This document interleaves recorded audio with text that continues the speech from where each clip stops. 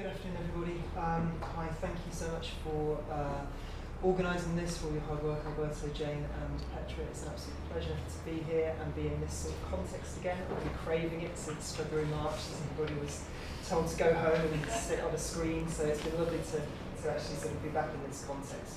I also feel a little bit of a fraud because I'm going to say very little about environmental law and absolutely nothing about law of the sea. But because I'm so delighted to be here, I'm just going to press ahead. So, so there we go. I'm going to just share three reflections this afternoon, really kind of tiny little nascent thoughts that have been bubbling around for a while now, and I'm really hoping to sort of see where they develop, but they're very much in their infancy at the moment. They're sort of thoughts that were spawned sort of tangentially because I was finishing off a piece of work around Earth systems law and planetary boundaries, and particularly looking at freshwater and the freshwater boundary. So the first reflection, perhaps unsurprisingly, was that COVID and water are linked. COVID and access to water are linked. Now, that's not the first time we've heard that this afternoon. I know Claire mentioned that earlier as well. And when you say it out loud, it's really obvious.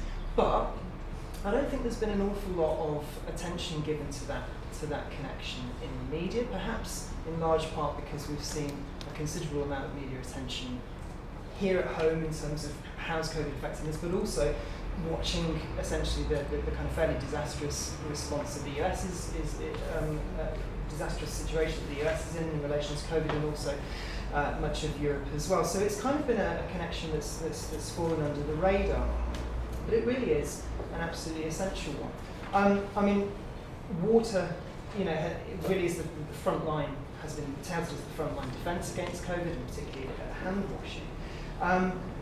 And what we can see if we start to look beyond, for instance, US and Europe, India, for instance, where there's been a growing gulf between water haves and water have-nots for a couple of decades. We see now that COVID's hit, we see a weakening of the resilience of many communities to be able to respond to this pandemic just through the most simple provision of hand-washing facilities, for instance.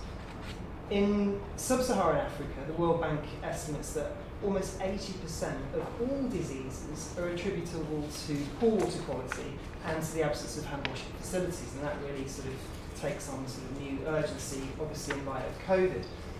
And on that continent, in South Africa, where there's been one of the largest concentrations of COVID cases on the continent, 1 in 10 people still don't have access to water for hand-washing facilities close to home. Now, I pick on South Africa in particular because that's also one of the few countries that has a constitutional right to water, or a constitutional right of access to water. So that's really interesting to kind of hear Dylan's thoughts earlier around folding in of economic, social and cultural rights into constitutions, and kind of the potential benefits of that, and looking at South Africa as being quite a problematic example of how inclusion of such rights into a constitution certainly doesn't provide a panacea, or certainly doesn't provide a quick fix. The other reason for mentioning South Africa is that it's also recently retaken, I think, from Brazil, the unenviable title of being the world's most unequal society, and that leads me to a second reflection that I had and that I've been kicking around. Again, massively obvious, and that's the connection between COVID and poverty more generally than just water poverty. COVID's been described as an avatar for poverty. It's been described as acting as an X-ray that kind of reveals these bones of poverty that we've often kind of conveniently sort of turned a blind eye towards. Now, in terms of absolute poverty, we can look again the billion plus people living in slums, etc., and the kind of connections there to water poverty, etc., and their vulnerability towards COVID. But also, COVID and how it's playing out is reminding us that there's an important connection between COVID and poverty at the relative level as well. So, for instance, to use a UK example, being from the UK myself, when the first wave really spiked in March, April this year, you were twice as likely to die from COVID if you lived in the poorest area of the UK than if you lived in the richest area. So really kind of important connections there, both in terms of absolute and relative poverty. And then thinking about this from an international perspective, thinking about poverty, inevitably I started thinking about the Sustainable Development Goals. So, you know, being the kind of largest, kind of most ambitious global attempt or response to a variety of development goals, but particularly driven by Goal 1 around poverty. Now, even before COVID, 2019, we were being told in relation to the SDGs that progress was woefully slow, that we weren't going to meet our interim goals, and that the chances of meeting most of these goals by 2013 were looking very bleak. That's before the economic consequences of COVID that we're only just beginning to see and to pick up on.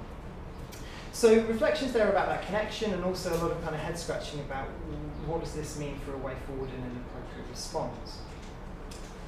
The third reflection, you might be pleased to hear, is ever so slightly more positive, I think, and that's that COVID has shown us that change is possible. Really quite swift, dramatic, radical change is possible.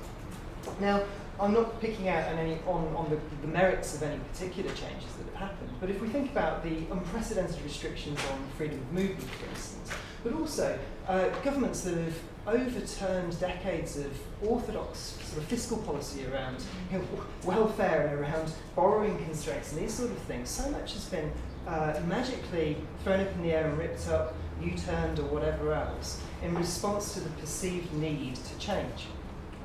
Now, as I say, whether some of those responses have been good, bad, or otherwise is another question.